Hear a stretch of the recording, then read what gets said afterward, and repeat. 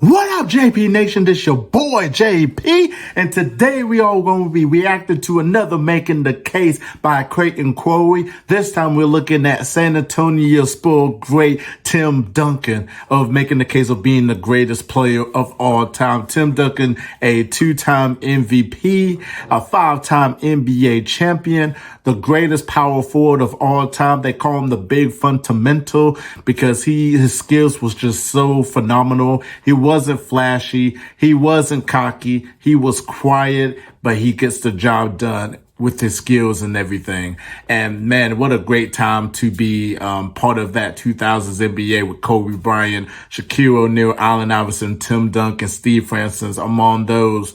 I mean, it was just an exciting time, you know, just growing up in the 2000s NBA and just seeing your heroes and legends retire and everything. It's just a testament of what they impacted in this league. Before we get into this video, make sure you subscribe down below to It's Just JP for more basketball content, and also check out my social media platforms in this video. Thank you all so much for 1,330 subscribers. I am grateful and blessed and thankful for y'all. Happy New Year to y'all too as well. We're going to start 2022 off with a bang, and let's go ahead and get into it, man. I cannot just wait any longer right here. This is Tim Duncan making the case here.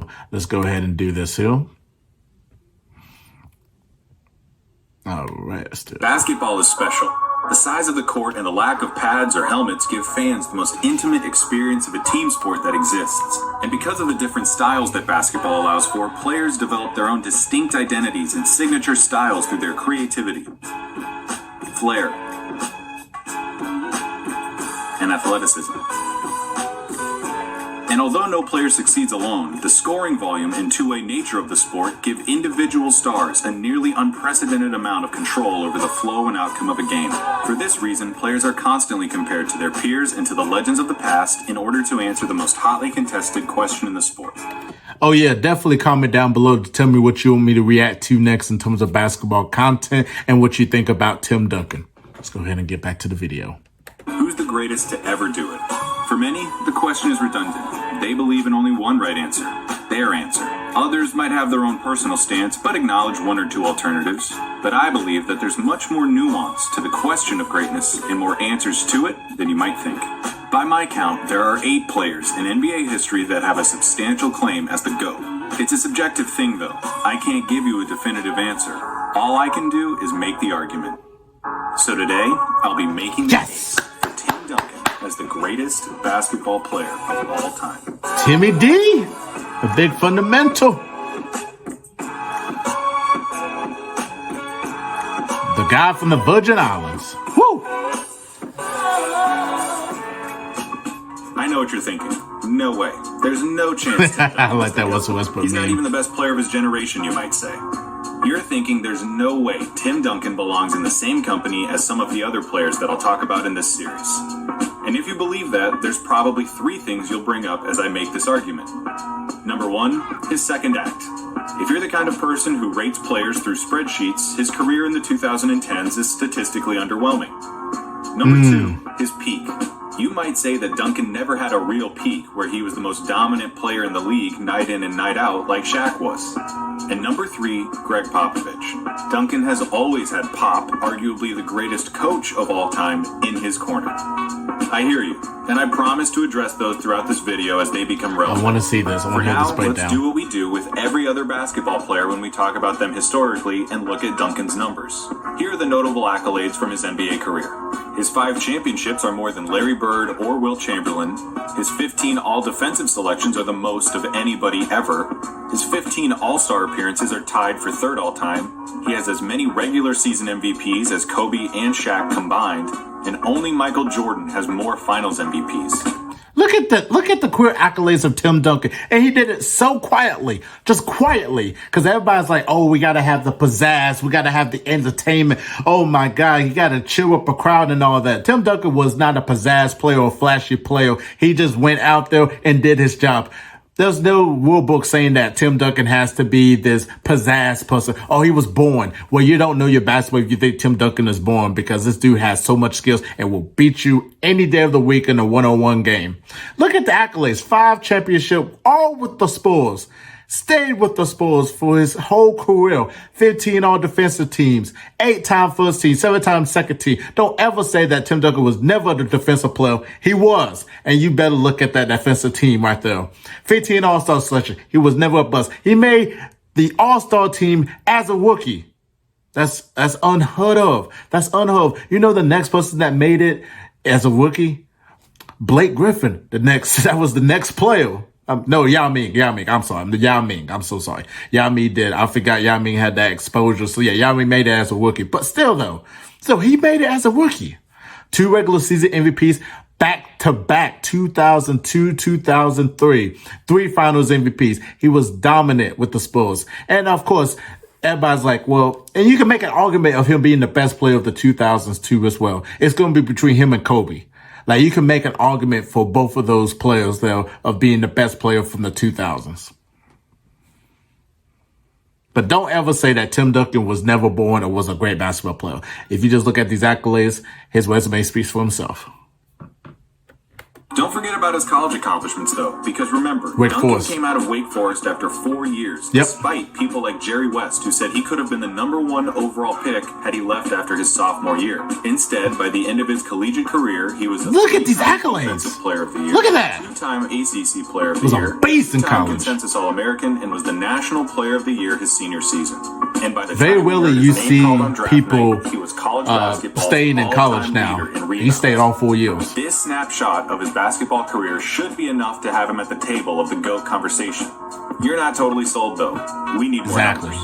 To look at his career further, we should examine his place on some of the all-time leaderboards. Here's where he ranks all-time in some of the major statistical That's unbelievable categories. points all There's some time. impressive stuff here, but for the most part, it doesn't really jump off the page at you. His career totals are substantially less impressive than other players at his position, like Kevin Garnett, Karl Malone, or Dirk Nowitzki.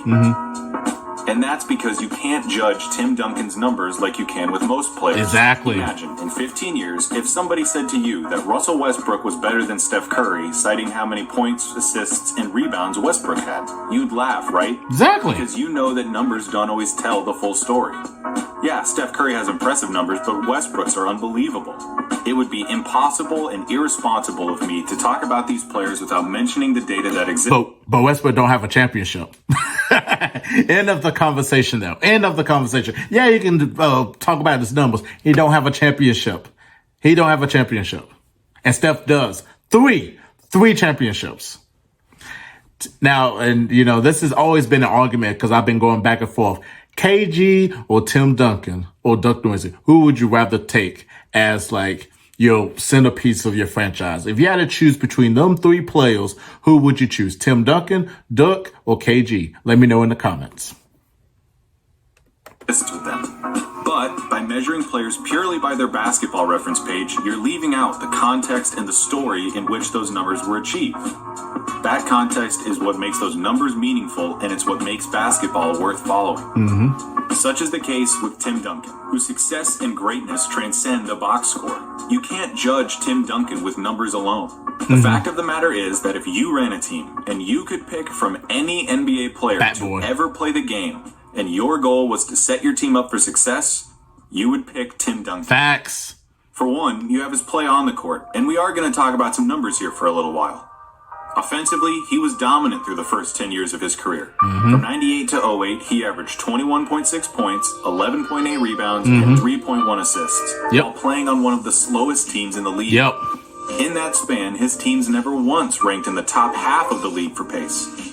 If you adjust his stats for pace and look at his numbers per 100 possessions, you're looking at a big man who is every bit as productive as any other offensive player in the league at the time. You already know about his skill set. Tim Duncan, He was, the after Spurs all, won the one of big those titles. fundamental. He could pass out of double teams, face up and break down the defense with surprising agility, consistently knock down shots from the elbows, and torch any big man in the league with his array of moves in the post and subtly imposing his post moves was He sick. could masterfully run a pick and roll with any guard with working limbs. Look at that! He had his signature bank shot, one of the most consistent and reliable shots of all time, along with Kareem's skyhook and Dirk's fadeaway. Those skills never deteriorated throughout his career, save perhaps his final year. And that's where I want to tackle the idea that his second act was unexceptional. His scoring numbers dipped in his last 8 years, where he never averaged over 20 points per game again. But as the Spurs offense became more collaborative and free-flowing, Tony Parker and Manu Ginobili shouldered more of that scoring burden as Duncan aged. His shot attempts fell, though he remained efficient. His skills hadn't waned. The Spurs just didn't need him to score 28 points every night. Of course not. He retained his role of alpha dog and contributed in other facets of the game. Exactly. He could pick his spots, put his teammates in position to succeed, and save himself undue punishment and wear until it was needed. Facts. That's why, in 2013, at the age of 36, he became the oldest player ever named to first-team All-NBA. Duncan was never a prolific scorer, even in his prime. No. His game was never predicated on gaudy point totals like Malone or Dirk. With a different offense, he took fewer shots. With fewer shots, he scored fewer points. The whole time, though, he remained the whole package. He was a tremendous rebounder, the go-to guy in crunch time, and don't forget, the best defender, maybe ever. And that's what hurt his stats more than anything. The lack of flashy numbers for defense outside of blocks and steals. It's so hard to measure how much a drive was cut off because of his presence, or a shot that was altered because of his contention. There are some advanced metrics that attempt to do this, and although it's an inexact science, stats like defensive rating, defensive win shares, and plus-minus numbers do an admirable job of capturing the game's best ball stoppers.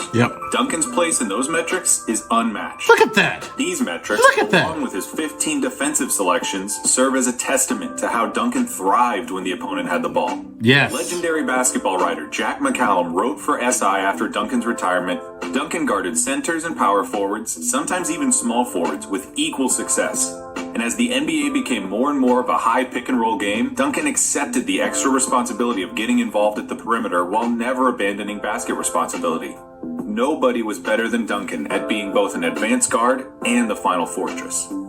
Nate Silver's 538, a website that works with data and statistical analysis in every realm from politics to sports, published this article by Neil Payne. In it, Payne collects several data points on offensive and defensive prowess in order to come up with a player's WAR value, or wins above replacement. In other words, how much better were you than an average player? Payne's WAR valued balance above all else, players who succeeded at both ends of the floor. Tim Duncan was the leader by a mile. What does all of this mean? It means that Tim Duncan was a tremendous offensive player despite the lack of volume and one of, if not the, greatest defenders of all time. In short, his value as a two-way player is virtually unmatched in the last 50 years of NBA basketball. Alright, so enough with the numbers for right now. I want to talk about Tim Duncan when it mattered the most, the playoffs. Yes. And I want to use this time to dispute the idea that he doesn't belong in this conversation because he never had a transcendent peak. You can look at any numbers, read any article, talk to any fan who paid attention to the game at the time, and you'll come to the same conclusion. Tim Duncan was a killer in the playoffs. Yes. Nearly all of his most memorable performances came in the postseason. I love that shot. Than not, came love in that crucial shot. games when his team needed him most. From his near quadruple-double in 2003 to close out the Nets and earn his second championship, to his 25-point first half against the Heat in Game 6 of the 2015 Finals 10 years later, he was hot. There was never a moment too big for Duncan.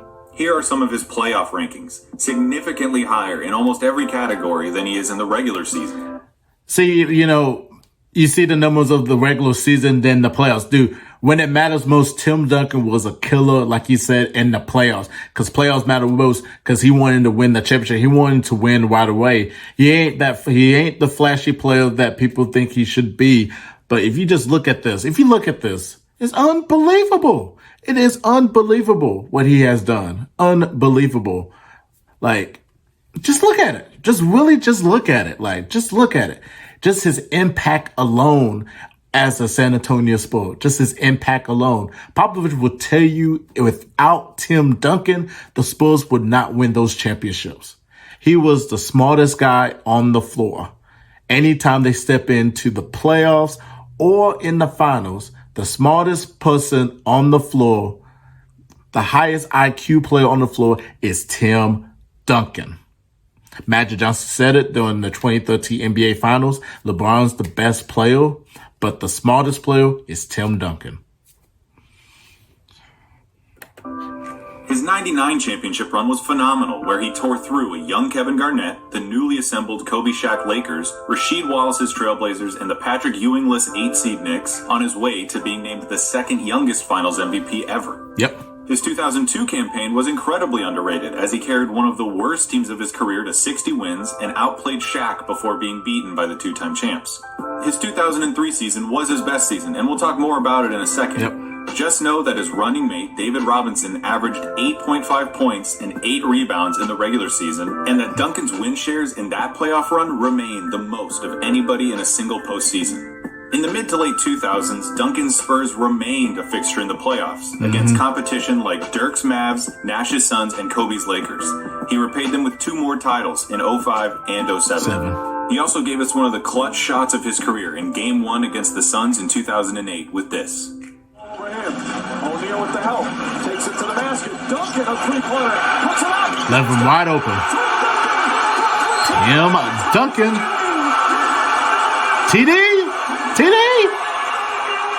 Shaq was like, couldn't do anything. Earlier, in Game 6 of the 2013 Finals, at age 36, playing against Wade, Bosh, and Apex LeBron on the road, Duncan put up 25 points in the first half. It would have gone down as an all-time series-clinching performance had it not been for... Yep. And Tim Duncan was not on the floor. Bad coaching decision. Tim Duncan was not on the floor. In the 2014 Finals, Duncan set the tone in Game 1 with a classic 21-10 game, shooting 9 of 10 from the field. When it matters most, Tim Duncan shows up. As his final playoff hurrah in 2015, trying to defend the title at the ripe age of 38 in Game 7 of a first-round series against the Clippers, Duncan reached all the way back and put up 27 and 11, sinking crucial free throws to tie it before Chris Paul delivered this. It was a beautiful shot by Chris Paul. Beautiful shot. Heartbreaker, too. The same Tim Duncan that was giving the business to a 22-year-old Kevin Garnett was the same Tim Duncan that was taking a 26-year-old DeAndre Jordan to school. He was ready to win championships from the day he entered the league to the day he left it. And I think that's why his peak is used against him as an argument here. The fact that his championship window lasted his entire 19-year career and that his teams were always somewhere between 50 and 60 wins meant that it's hard for any one of his seasons to stand out from the rest. And for some unfathomable reason, being consistently great is less of an accomplishment than being great for short stints. Like I said, his 2003 season was his best. After leading his team to 60 wins and his second consecutive MVP, Duncan eviscerated everything in his path as he tore through the playoffs. Yes, he upended the Suns, ended the Lakers' 3-year reign as champions, and outdueled Dirk before absolutely torching the Nets in the finals. No competition for Tim. By the time he was holding the trophy, it was clear beyond a shadow of a doubt that Duncan was the league's best, most complete player. Yep. Here's what the Ringer's Chris Ryan had to say about 2003 Tim Duncan. We think about the Spurs now as this international house of aesthetically pleasing basketball. They were Terminators back then, and they were squeezing the life out of the game because they were just too good. They were too good. They were military in their precision. They were unflappable. They were dirty. And Duncan was the perfect avatar of all of it. You go back and watch him now. It's unbelievable the physical contact that he's absorbing in these series against New Jersey, or whoever else they were playing against. And it was just routine that you'd see him put up 20 and 20s and barely break a sweat, much less a smile. I'd be lying if I said that Duncan's peak was higher than Shaq's. But I also wouldn't feel comfortable saying that the difference between the two is great enough for me to lose sleep over. To me, the truth is that Shaq was so much more of a spectacle. To watch peak Shaq was an experience unlike anything else. To see someone of his size and stature move so powerfully and fluid is still something of a miracle. To see Duncan at the peak of his powers was a lot like seeing him 7 or 8 years later. He was just a little faster, a bit stronger, and a touch quicker. But do aesthetics denote superiority? I'd say no. And though Shaq in his prime was certainly a more dominant offensive player, there was never a time where he could match Duncan's abilities as a defender, leader, or a teammate. The two are the antithesis of each other. Shaq loves fame. Duncan loathes it. Shaq would sometimes show up to training camp out of shape, often battled with his co-stars, and finished his career having played for 6 different teams. Duncan took great care of his body, cemented himself as the cornerstone of his franchise, and is one of the most celebrated teammates in NBA history. Shaq left a little on the table. You could never say the same about Duncan. Shaq cared a little too much about what everyone thought about him, while Duncan couldn't have cared less. And while I'm at it, addressing the points of criticism, let's go ahead and tackle Pop. Pop, to me, is the greatest coach there ever was. But he would be the first one to tell you that he wouldn't be here without Tim Duncan. Facts. I told you. One, Duncan can play any style of basketball in any era. You Yes. want to go old school, slow pace, dump it off to the big man. He could have been a Boston Celtic. I'm still mad about it. Still mad. Titles. Remove the hand checking and illegal defenses. Increase scoring and start moving toward the perimeter. Titles. The league goes small ball, the pace explodes, and shooting and ball movement is more important than anything. The largest margin of victory in NBA Finals history. Second, he can play with any team. Honestly, has any superstar done more with less? Jordan had Pippen his entire run and Rodman for the last half. Bird had McHale and Parrish. Wilt had West and Hal Greer. Russell had Cousy, Jones, and Havlicek. Magic had Kareem and vice versa. Kobe had Shaq and vice versa. And LeBron has had Wade, Kyrie, and Anthony Davis. Duncan's best teammates, old David Robinson, Tony Parker, and Manu Ginobili, combined for 5 third-team All-NBA appearances and 4 second-team appearances during their time with Duncan. Parker and Ginobili are long shots for the Hall of Fame, and even though Robinson's in it, you wouldn't say that he was playing at a Hall of Fame level alongside Duncan. Third and most importantly, Duncan forged the culture of the Spurs. Pop was essential in acquiring players and reinforcing the culture that Tim wanted, but Duncan was truly the most vital component. The NBA is a star-driven league, and finding a great player who hasn't gotten a coach fired is like finding a good Star Wars movie. They're few and far between. Not only did Duncan not get Pop fired, he let Pop coach him harder than any superstar ever. Facts. If Tim had ever thought to himself, you know what, I don't feel like getting my chops roasted in front of the whole team today because I didn't box out right in practice, he could have gone right to R.C. Buford and Pop would have been gone. End of story.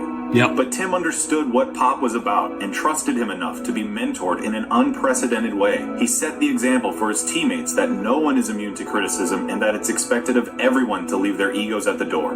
In 2017, the Spurs SB Nation blog Pounding the Rock spoke to Sam Walker, author of The Captain Class, a book which examines winning culture in sports, from field hockey to rugby. In an exchange, Walker said this: "The book's main conclusion is that the only one factor that must be present in order to maintain greatness over a long period of time is the presence of a particular kind of selfless, relentless, independent-minded, publicity-averse, emotionally composed captain with strong communication skills. And that's Duncan. Duncan was a pure example of the species." I love Pop, but I have to believe that Tim Duncan was the catalyst that empowered Pop to be what he is now. This isn't Belichick Brady where you wonder who made who. Pop is the greatest coach of all time because of Tim Duncan. Debatable about the If greatest you want coach to of all try time, to but take top credit 3 away for from sure. Duncan by saying that he played for the best teams, you might be right, but only because he made them the best team. He In gave fact, them touches, let other guys hold the torch, put everyone around him in the best positions to succeed, and he enjoyed it when they did. When I said earlier that the thing that hurt Duncan's stats more than anything was a lack of defensive numbers, I lied. The thing that hurt Duncan's stats more than anything was the fact that he never gave a shit about stats or awards. Exactly. Ever. He wanted his teams to succeed. He just wanted to and win. He wanted to win. That's it. Just listen to the way his teammates talk about him. I don't think there's a more beloved teammate than Tim Duncan. In the words of NBA Commissioner Adam Silver, his understated selflessness made him the ultimate teammate. The ultimate He was teammate, always the the big ultimate brother, professional. correcting them when they made mistakes and throwing his arm around their shoulders when things didn't go their way. He led in the most effective way possible, not with subtweeting, bombastic words, or showy halftime speeches, but by example. Of all the end-of-career farewell wishes, this is the one that stuck out to me the most. From his former teammate, Brent Bones Berry. He quoted Mark Twain, saying, "To be good is noble, but to show others how to be good is nobler and no trouble. For your brilliance, TD, I am grateful. For your skills as a player, I am in awe. And for your friendship, I am honored." Milwaukee Bucks coach and former Spurs assistant Mike Budenholzer said to ESPN's Kevin Arnovitz, "The magnitude of that, the number of people in this league who have enjoyed opportunity or found fortunate spots in the league, you can trace it all back to this one guy, to the way Timmy played ball and the way he conducted himself. The culture is Timmy." The NBA is a league of superstars and dynasties. From Russell to Jordan, from Chamberlain to LeBron. We remember its history through its champions. And in the history of North American sports, no one has been as good for as long as the Spurs. San Antonio's success is completely unprecedented in the world of basketball. Aside from his lockout sophomore season, Duncan won 50 or more games and qualified for the playoffs in every season of his career. He finished his career with a win percentage of 71%, the highest of anyone, in any sport, ever. The Spurs' run of success started in 1997, the year they drafted Tim Duncan. Since then, he has been the cornerstone, the engine of the franchise that has perpetually defined what winning culture looks like in and outside of basketball. And so I say again, if you ran a team and you could pick any NBA player from any era of basketball and your goal was to win, you would pick Tim Duncan. His abilities as a basketball player are what made him a superstar. But his consistency, willingness to be coached, love and support of his teammates, and humility are the things that make him transcendent. I'll let Pop have the last word. Here he is after Tim Duncan announced his retirement. You know, everybody always talks about who they like to eat dinner with. You know, if you had one night and you could go to dinner, go to lunch with so-and-so, who would you like to do it with? And people say, you know, Mother Teresa and Jesus and the Dalai Lama. And, okay, I get it. And I can honestly tell you,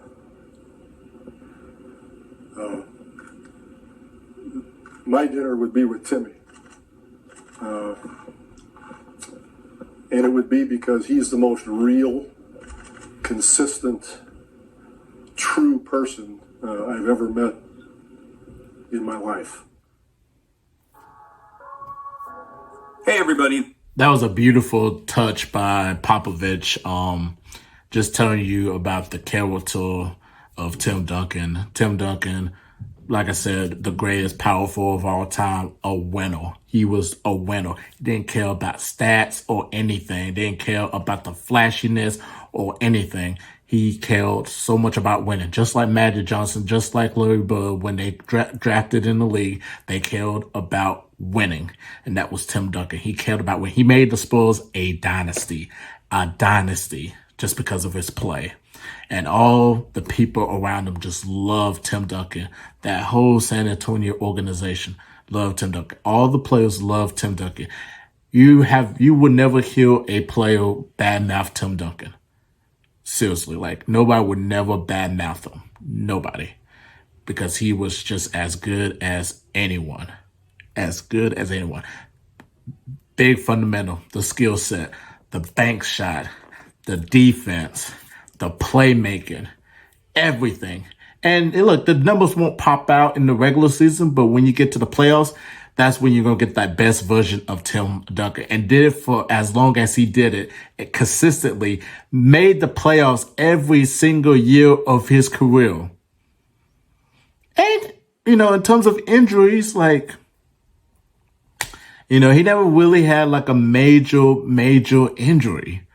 Never had a major injury. He is always in the playoffs. Always in the playoffs. So Tim Duncan definitely could make a case of being the greatest of all time. Definitely comment down below and tell me your thoughts on Tim Duncan. Could he be the greatest of all time in your opinion? Who would you rather have on your team? KG, Duck, or Tim Duncan? Comment down below as well and see what you want me to react to next. Subscribe down below to It's Just JP for my basketball content. And also check out my social media platforms in this video. And I'm JP and we are out of here. Salute. Peace. Happy New Year, everybody.